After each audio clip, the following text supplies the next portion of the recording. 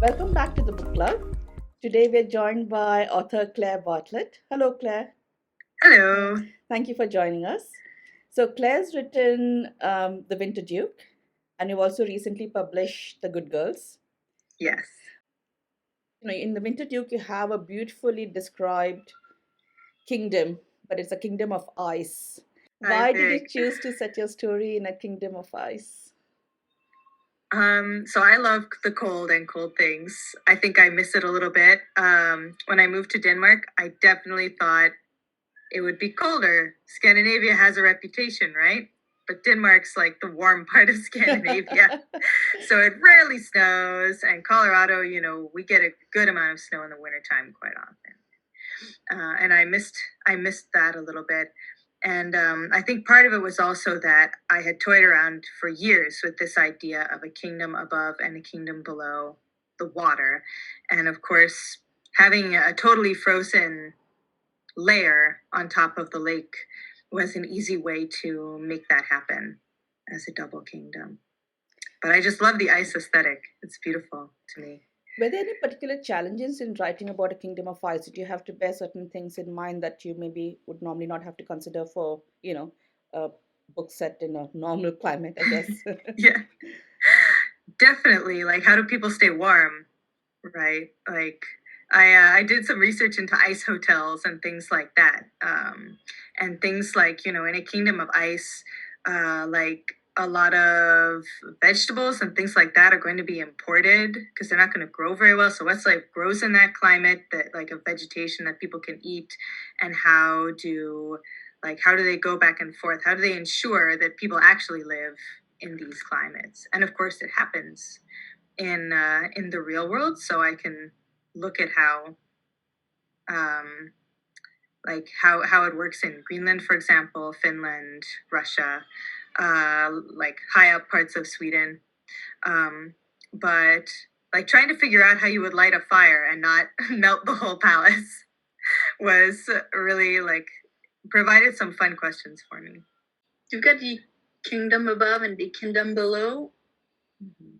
While I was reading, the one question that keep popping in mind is why the kingdom below only exists in that part of your world. I mean, there must be water, fish, and deep sea in other places. Why was this place the only connection? Yeah, that's an interesting question. Maybe it's not.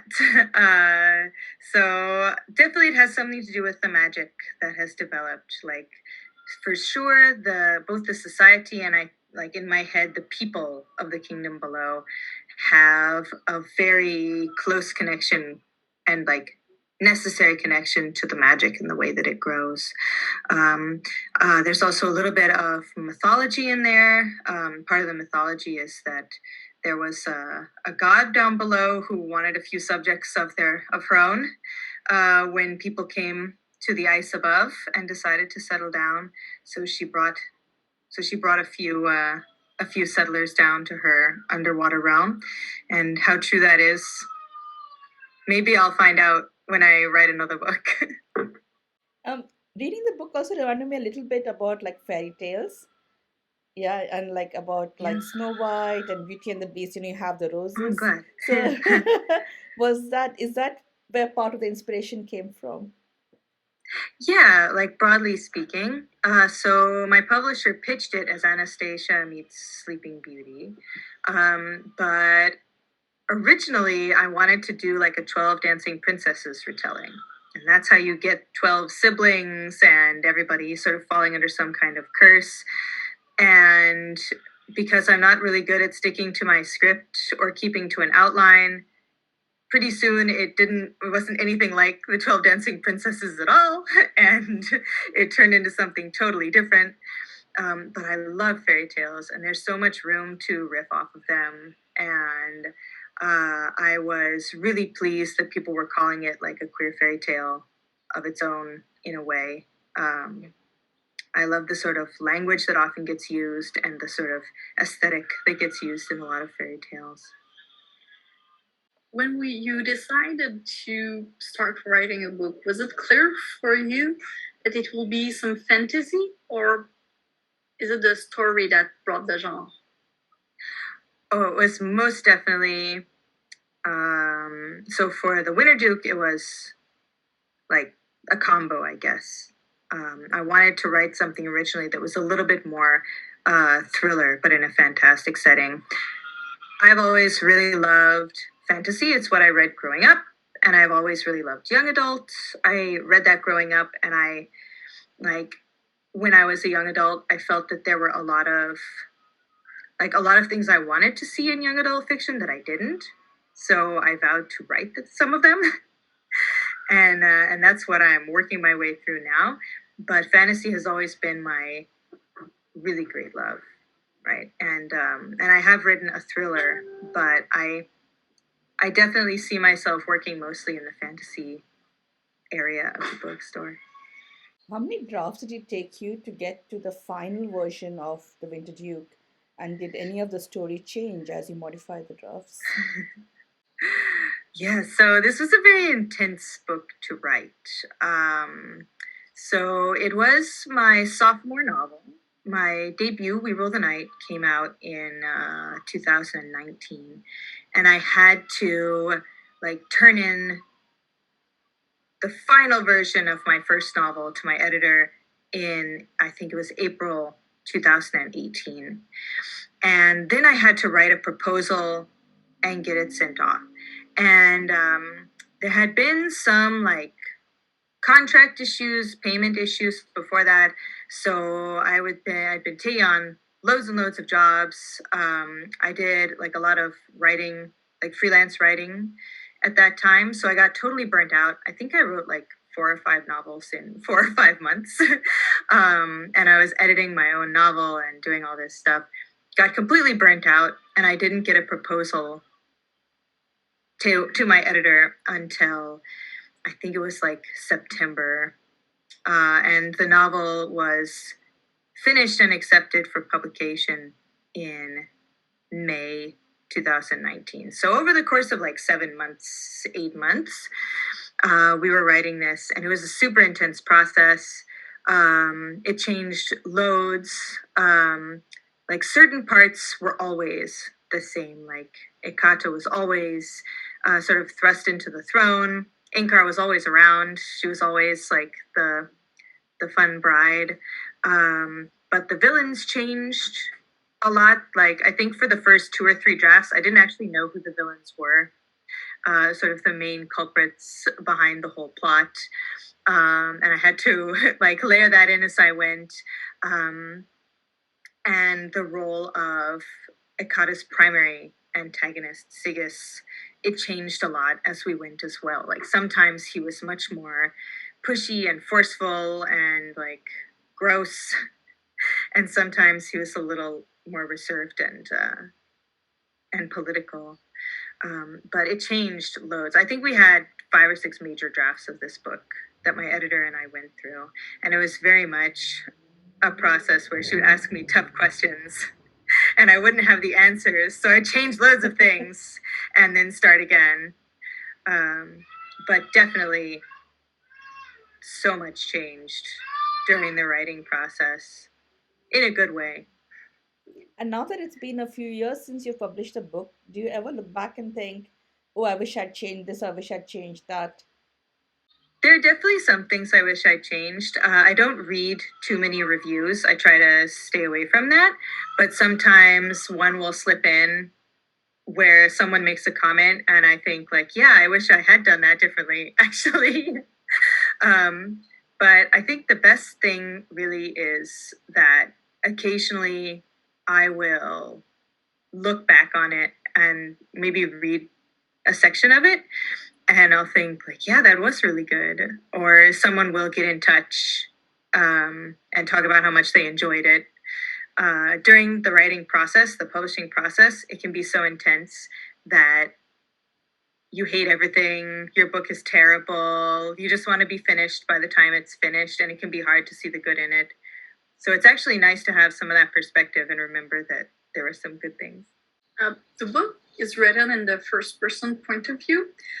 Was this Did you plan to write it that way, or did it come to you that way? It totally came to me that way. I actually usually prefer third person for writing my books, but Ekata's voice was just very clear and very strong. And from the first, it absolutely had to be in first person from her point of view. Do you think it would have been a different story if it was written in a third person point of view? Yeah, definitely. I might have been able to make the political plot more complicated. Like, third person might have given me the freedom to explore other points of view, which I like to work with as well. But I think ultimately it would have been weaker as well, because I couldn't go right into the heart of who Ekata was in the same way. Somehow she had a very distinctive voice that spoke to me. So Ekata is 16 and she's thrown right in the middle of court politics, of which she has absolutely no interest. But the court Yeah. politics was really well described. There's a lot going on in the background. So do you enjoy writing about politics or court politics in general? I'm not sure. This is a good question. Hard to answer.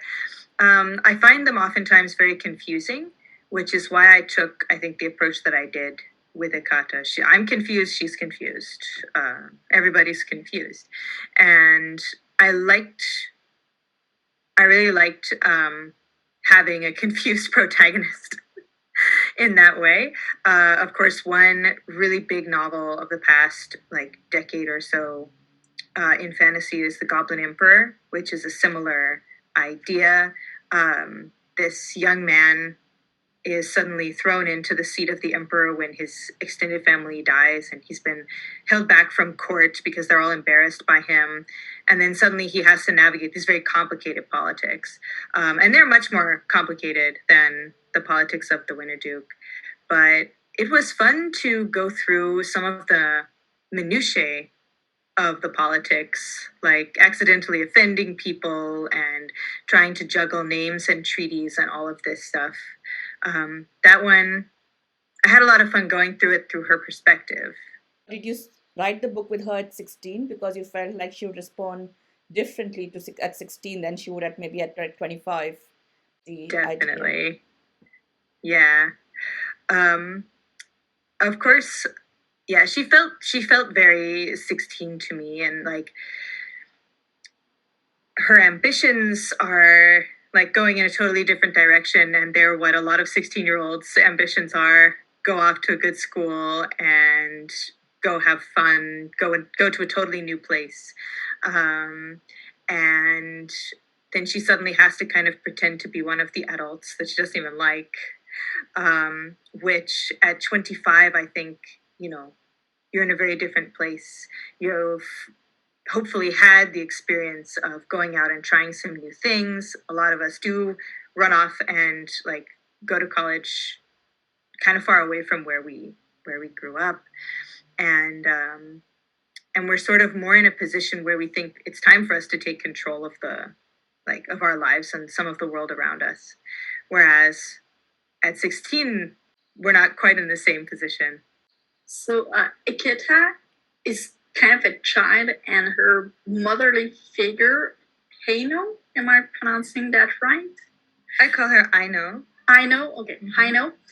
We learn, spoiler alert, near the end of the book, that she knew about the coup. Was it always the case? Did she always in all the version knew?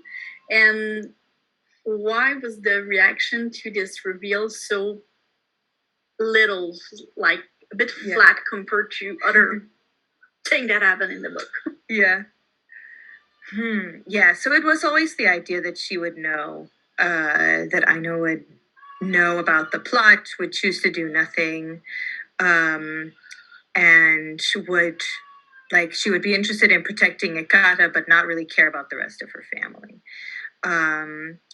For Ekata, of course, it felt a little difficult, right, for her to decide what to do, because on the one hand, it's a big betrayal to, for someone to kill or to be sort of complicit in a plot to kill your entire family. But on the other hand, of all of her family that Ekata knows, Aino's closer than any of them. So for her, it was definitely this emotional battle between almost like her love for Aino as a mother versus sort of her feelings of duty to her family, and sometimes like the egotistical idea of like the fact that they're the royal family, so don't they deserve fealty, which I think ultimately Ekata doesn't believe that they do, just because they are a royal, like a royal family. One of the things I found really interesting about the book is that it's actually only set over 6 days. And there's so much happening, and then you suddenly realize actually it's only set over 6 days.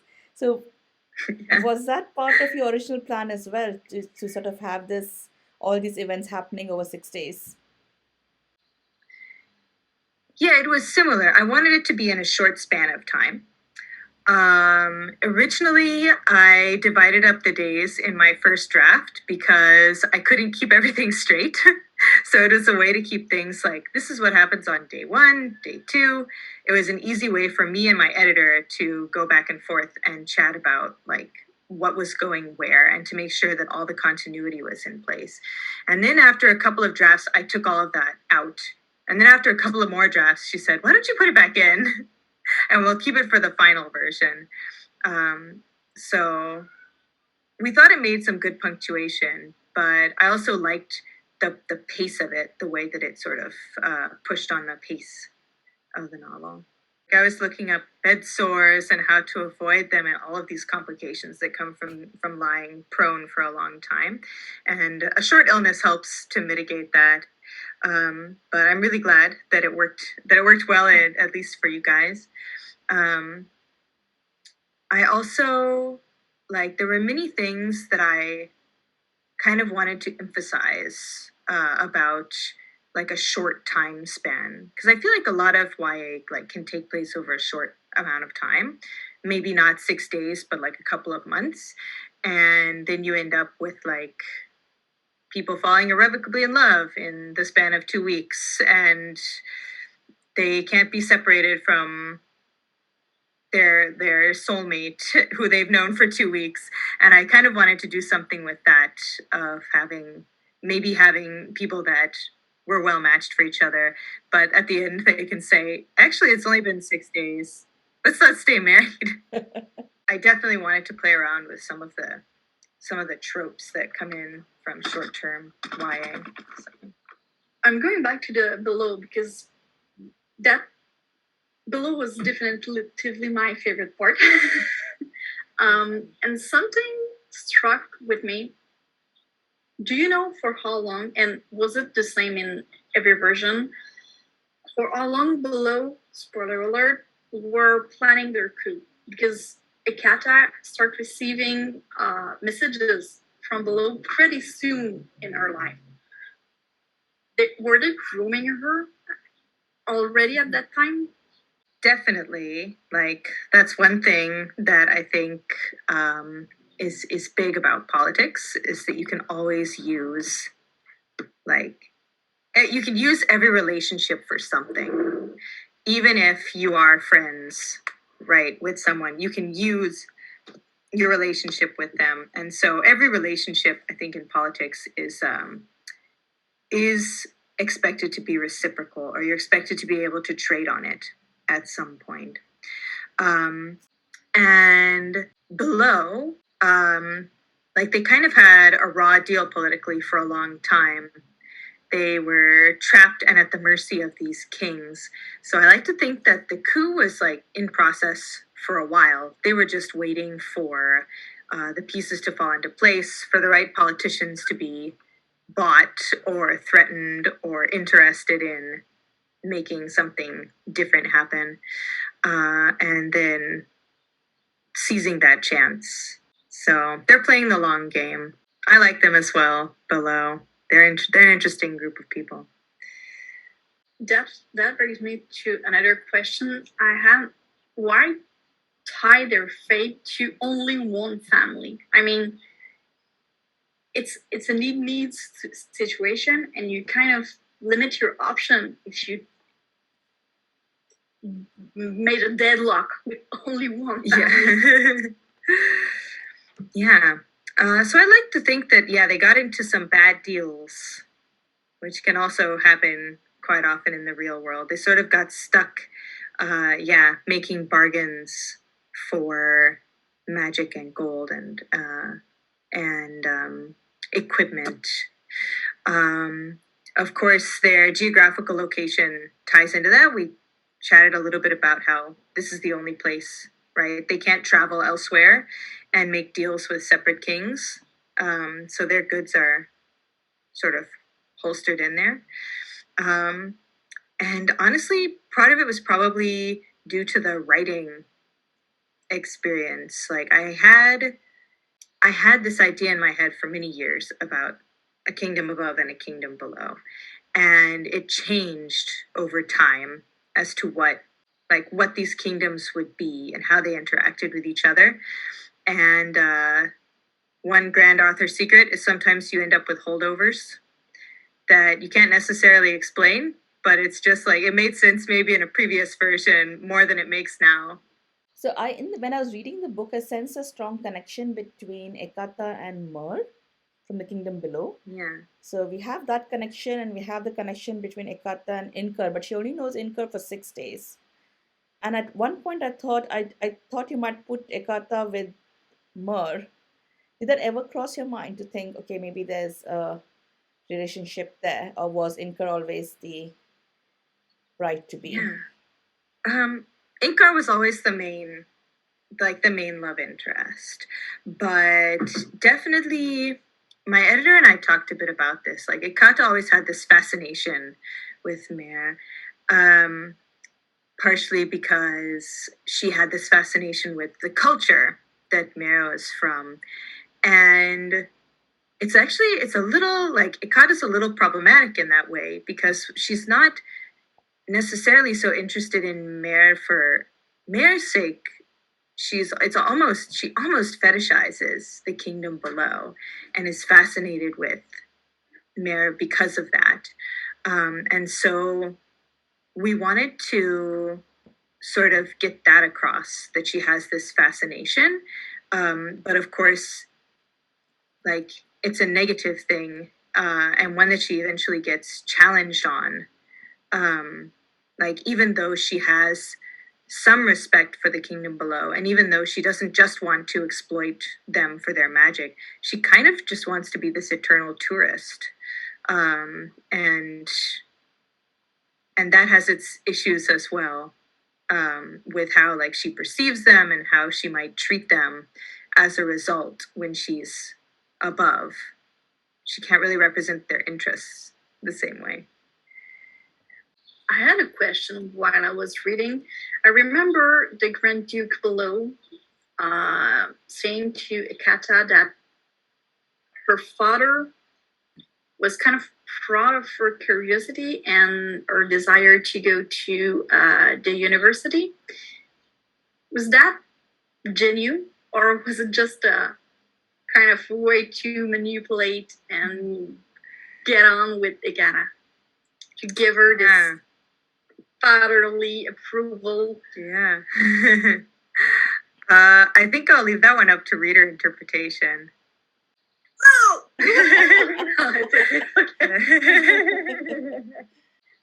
Have you ever thought of writing a novel in the kingdom below?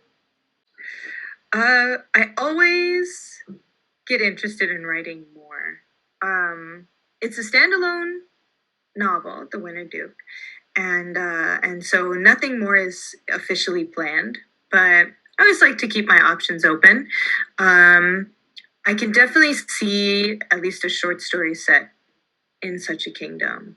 And have you thought of continuing Ekata's and Inkar's story at all? I have.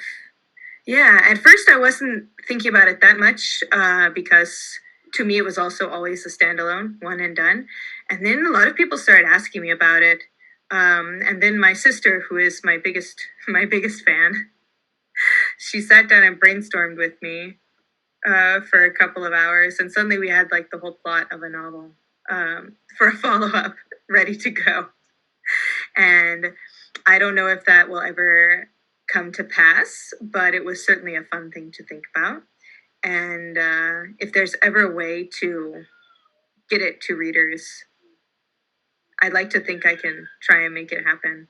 Now you're making me wonder about the Inkar and maybe a prequel, like, or struggle or not to become the super master of the the super master of the Emerald Order and stuff. I think there's some stuff there that could be nice. Could this be something you'd be interesting to write? Yeah, I mean, I sort of toyed with the idea of a follow-up in Inkar's kingdom. I actually had a sort of idea where Inkar's father wanted her to come home and get married, right? Ignoring the fact that she already had a girlfriend that she might want to marry. But then I wrote a very similar story to that concept for an anthology called Silk and Steel, which is a whole anthology featuring like butch and femme women who have fun fantasy stories and happily ever afters. So I definitely recommend the anthology as a whole. But Inkar, I feel like she's got more to say as well. You've written 3 full-length novels so far.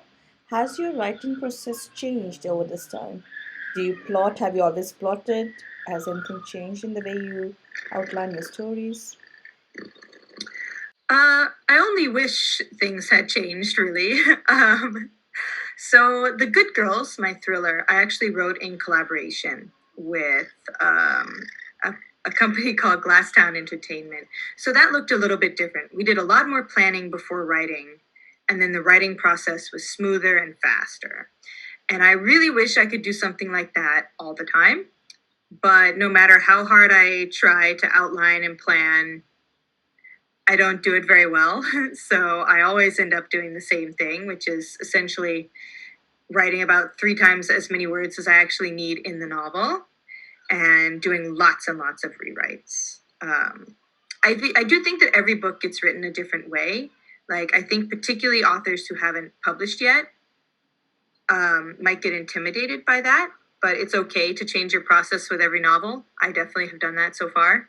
And also with the novels I'm working on now, I've like, they've totally changed, like how I've worked on them depending on where my inspiration is coming from and how much time I have and when I can like get things done and what I want to focus on because of something I've learned in an earlier novel.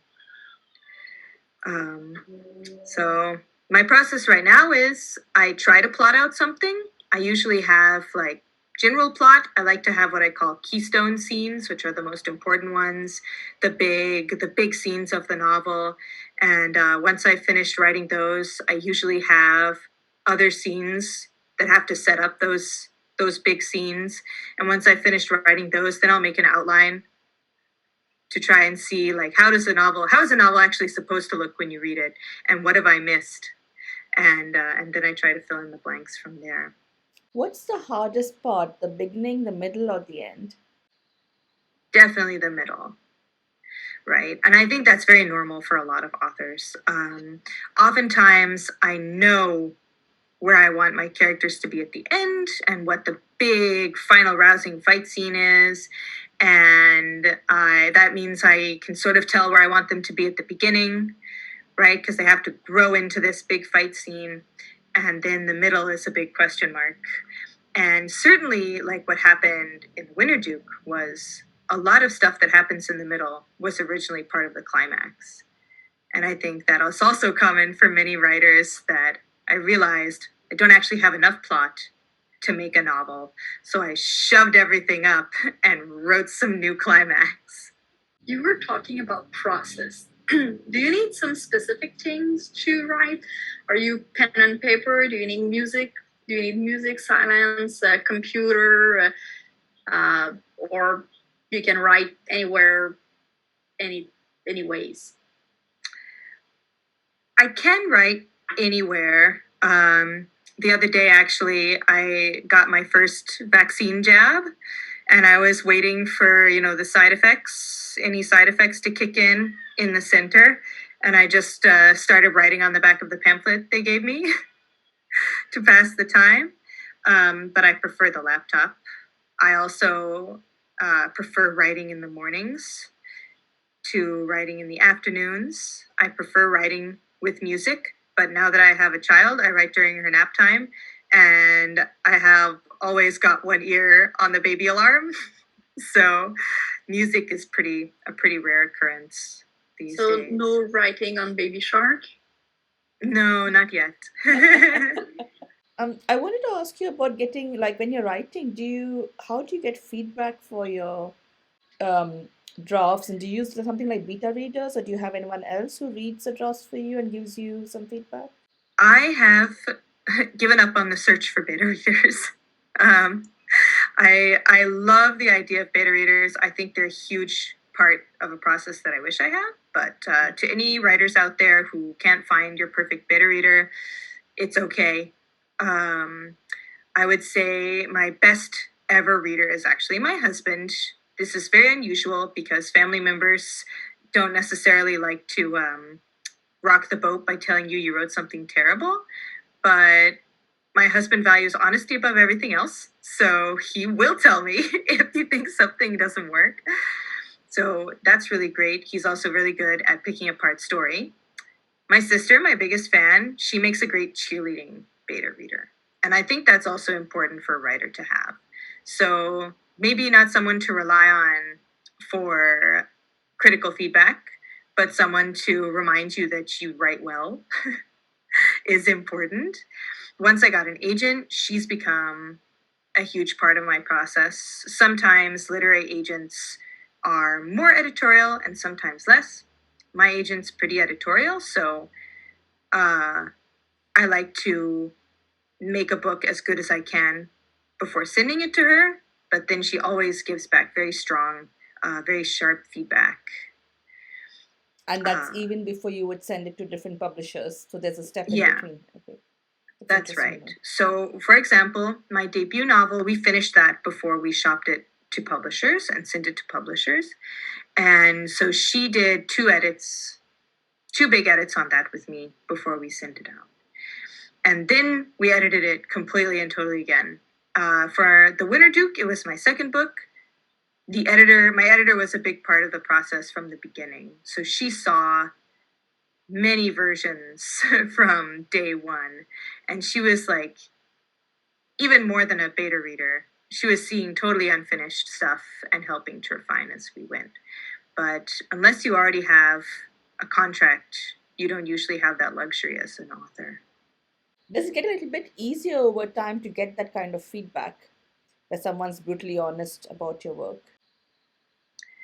For me, the switch flipped, I think, when I became a good enough writer to actually get published. I think, at least for me, when I am completely honest with myself, I can look at someone's feedback and see, like, this is good for my book, this is not so good for my book. And of course, like, when people give feedback, it's always coming through their idea of what your book should be, which does not always align with your idea of what your book should be. And so, like, sometimes it's hard to set aside, like, the egotistical part of myself that wants to have written a grand masterpiece and wants everyone to have loved it. But when I was able to flip that off, when I was able to say, I know I'm good enough, but I also know I need work, then it was really easy to understand, like, what people were saying when they made suggestions. Sometimes their suggestions were wrong, but they were right that part of the novel didn't work, or that there was an issue with some character or another. So it's also being able to detach the criticism. Like, sometimes someone doesn't like a character, and that's important to think about, but then they want you to fix them in a way that doesn't make any sense in the novel. But you can still say this character needs to be changed to be less less whatever, less shallow or less contradictory or something like that. Was it difficult to get an agent? How did you go for that? Yeah, that's also kind of a complicated question because it both was and wasn't in a way for me. So if you want a literary agent as an author, you usually want one if you want to publish traditionally with like a big publishing house, if you want your book in the bookstores, things like that. You have to jump through a lot of very specific hoops, I would say, to get an agent. And that's the difficult part. Like, you have to learn how to write a query letter, which basically like tells them what your book is about, entices them to read it, shows off a little bit about what your style is, and communicates the story. And those are very challenging. Like, you have to learn the nuances of how to write that, just like you have to learn how to, like, the nuances of writing a form of poetry or an essay or a novel. So a lot of people, like, there are all these groups devoted to helping people write good query letters, and it's definitely something you just, like, it's hard work. You just have to keep going. I worked a lot on that, and I think I started querying about 4 months before I got my agent. That's not really a long time. Like, some authors query for like 2 days, and some are querying for years and years, and some of them can never find an agent for the book they want, so they write another one and they try again. But like, basically finding an agent, you send them your query, and if they like it, they ask for more of your work, and you send them more of your novel, and if they like it, they ask for more of your novel. Like, eventually they might read the whole thing, like it, and if they think they can sell it to a publisher, that's when they will offer to represent you. And the process is also very grueling emotionally, because you have something most people work for years, right, on a novel. My first novel, I worked for 2.5 years on it. And so you've sunk a lot of time, and usually you care so powerfully about what you've written, that is in many ways like the hardest rejection I'll ever receive has been rejections from agents, mostly because they just say no thanks, and you don't really get critical analyses from agents, and of course that's perfectly fine. They don't have time when they're getting 100 queries a day to give a critical analysis of everyone, but it also makes it more difficult to know why they didn't like it, or what was wrong with it, or anything. I don't know if that answered your question. Yeah, it did. Okay. Part 2 of the question: does your agent represent other author that writes for the queer community?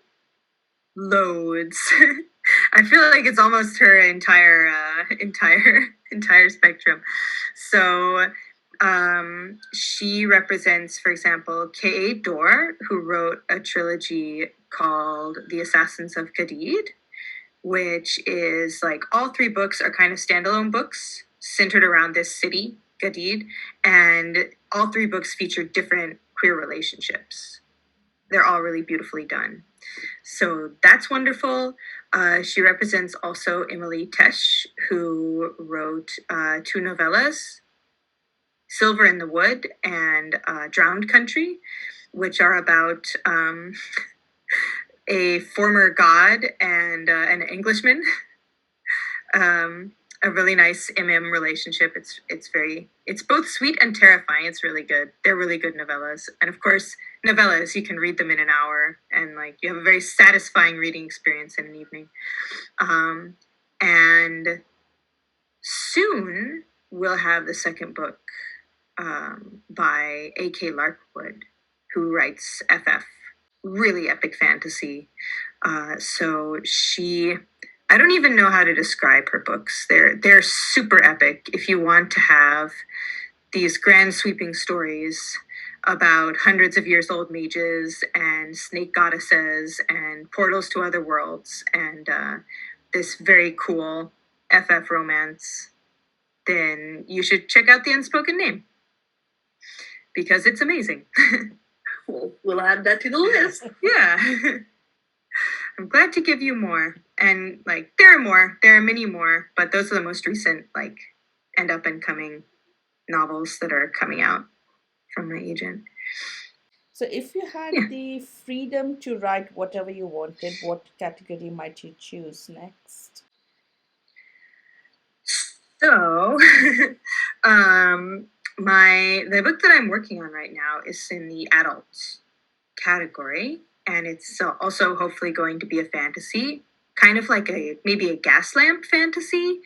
I've nicknamed it Dead Girl Fight Club, and it's basically a cross between X-Men and Fight Club, except they're all girls and they're all dead.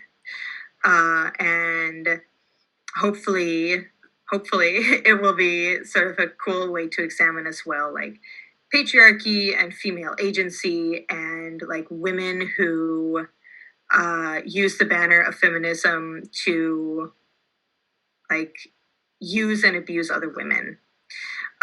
So I hope that will be exciting. Oh, that sounds very interesting. If I can pull it off, it will be really good. But I'm definitely not sure I can pull it off. I really, like I said at the beginning, I really love writing fantasy. As far as romance goes, like as a young adult, and when I started getting into being interested in writing my own novels, I sort of eschewed sort of classic romance, right? The male-female romance. I also felt that so much YA was stuffed full of basically heteronormative romance. And as a young adult, I wasn't terribly interested in that. So I like books that don't have any romance. And I like to, like, sometimes a romance really speaks to me, like Ekata and Inkar's romance, and I just have to put it in. But I like the idea of having the freedom to sort of put in what, like, add romance on a category of what speaks to me. So Dead Girl Fight Club, I think, will be a bit more about sisterhood. Also because, like, you get sapphic romance and with a bunch of dead girls, and it's just weird. So we might skip that one. So you've talked about smashing the patriarchy and woman power in a book, which is absolutely great, and I crave it. But is it hard to write a good male character who is not a complete tool or a big dirtbag in that kind of work? Or is it like a necessity? Can you write just good, non-toxic male? You know, I'm not sure I can.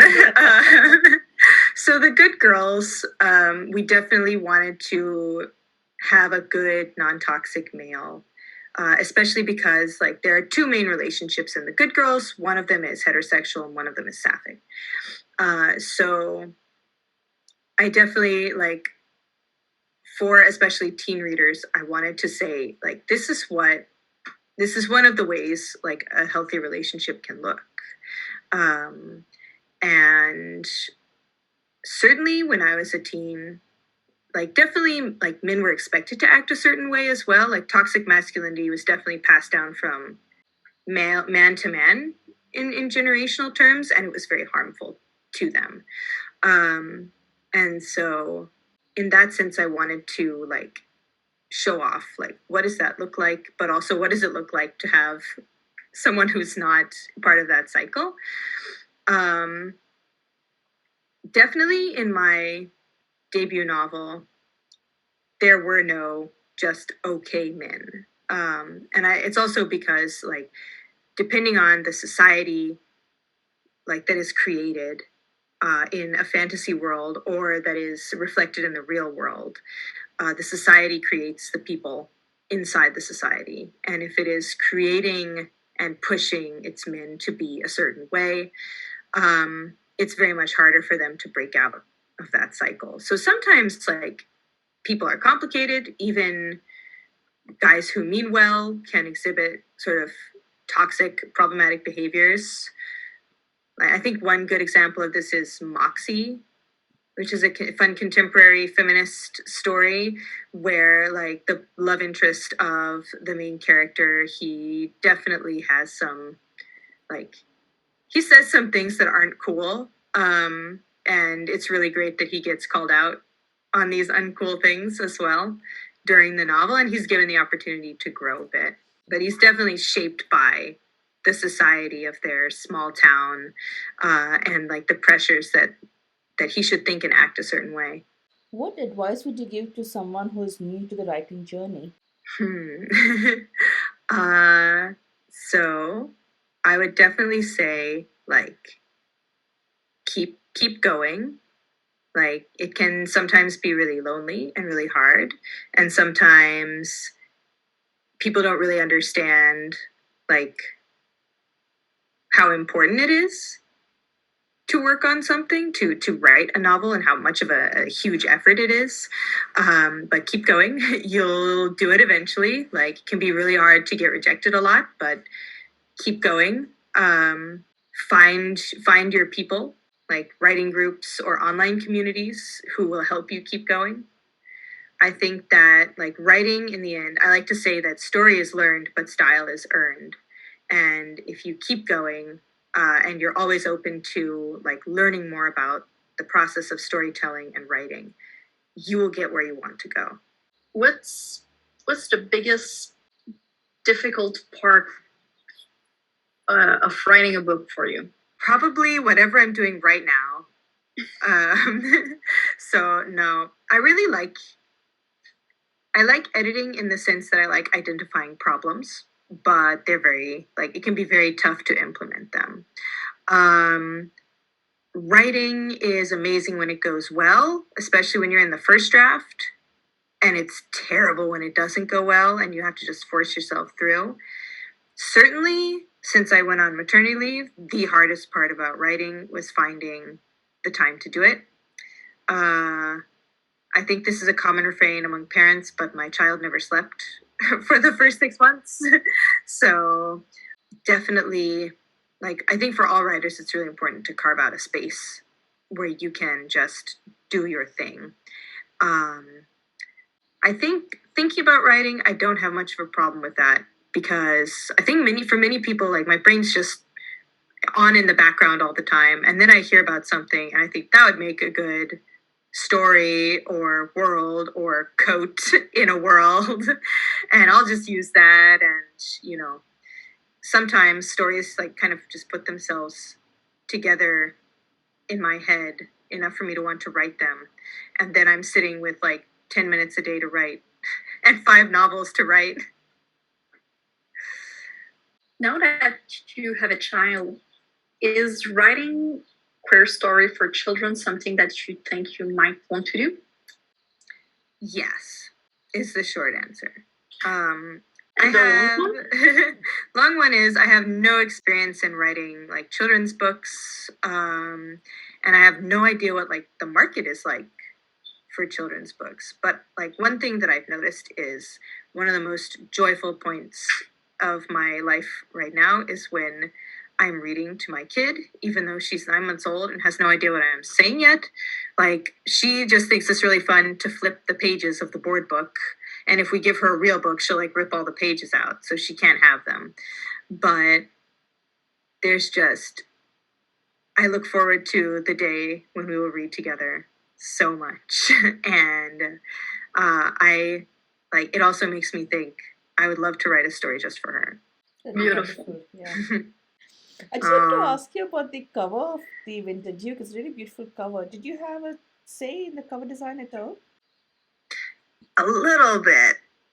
So my first, we had the same cover designer for both my first and second books, and they were designed, like, to be able to look really nice together on a shelf. So for anyone who's a big cover nerd, they're like a matched set, guys. You should definitely get them both. But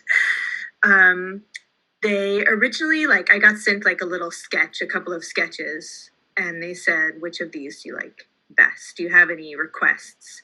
And my first request was like, wouldn't it be cool if you could have both above and below on the cover? Wouldn't it be amazing? And then they wrote back saying, like, we've talked to a lot of people and everybody's over the upside down sort of reversed kingdoms upside down on the covers of books, so we won't do it. But I love it. We have a UK cover and a US cover. And I didn't realize that. Okay, I don't know which one I'm seeing though. So I've got my US copyright here, so I can show off that one. This is the US. Yeah, okay, that's the one. Yeah, that's the one I've been seeing online. I don't have a UK copy, but it's very fairy tale. It looks very much like a Russian fairy tale cover. I think it's really beautiful as well. Yeah. Do you prefer one cover over the other? Are they different? No, They're both beautiful in their own way? I feel like they both have these different, like, wonderful, they both sort of emphasize different qualities, I feel, of the book. So this one's super icy. I feel like it emphasizes some of the dangers she's in. These ice roses, I love them so much. The other one definitely emphasizes the fairy tale quality of the book, which I also love. And the interior design is different for both of them as well. And okay. matches very nicely. Just wanted to ask, have there been any books that have inspired you in your writing process? Most definitely. So my favorite book of all time is Jonathan Strange and Mr. Norrell by Susanna Clarke. Absolute classic. I don't think I'll ever write as well as Susanna Clarke does, but it's like a nice thing to think about and aspire to. I'd say that, like, Neil Gaiman, when I was young, like, got me back into fantasy as a young adult after a long period where I couldn't find anything I liked. So in a way, I want to emulate him in that he's, like, always surprising and always pleasant, like a pleasure to read. Roshni Chokshi, she writes such gorgeous prose. Definitely the first time I read any of her books, I thought, I want to be her. Really, I love her style, and I would love to do something like it. She also writes really lush love stories, and I've always been convinced that I can't write a love story. So if I could do one like she does, that would be great. Hello everyone, we're at the this or that section of this video. So Claire, this or that, cats or dogs? Dogs. Sorry, pig. Indoor or outdoor? Outdoor. Black or white? Black. Vanilla or chocolate? Chocolate. Spicy or mild? Spicy. Socks or blankets? Blankets. Hot or cold? Cold. Family, lover, or friendship? Family. Kids or teenager? Teenager. Books, movie, or theater? Yes. Yeah. Okay, books. Reading or writing? Writing. Paper or computer? Paper. And that's it. Great. Thank you very much for joining It us wasn't today. too difficult? Some of those choices were so hard. Claire, thank you so Anyway, much for your time today. It was Thank you lovely for your time. chatting to Thank you, guys. It was really lovely to chat. Do you have any parting thoughts for your readers? Just a big thank you. Like, I am totally shocked that people are still talking about this book and sending me messages about how they enjoyed it. It's really touching. It came out like as the pandemic was setting in, and I kind of wrote it off as like something I'd never hear about again. But it's really surprised me with how much support it has received, and it's absolutely amazing. So that's, yeah, huge thank you to you guys and to everybody who talks about it and to people who are reading it and recommending it and enjoying it.